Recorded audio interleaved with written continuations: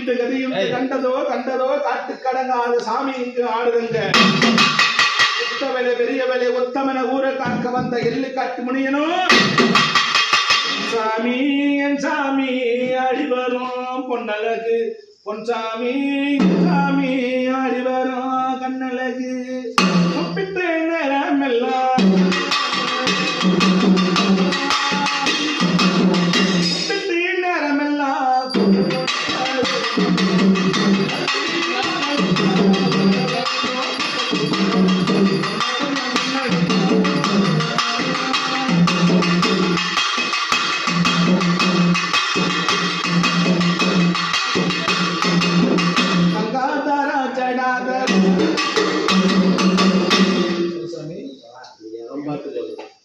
இல்லை காட்டுடைய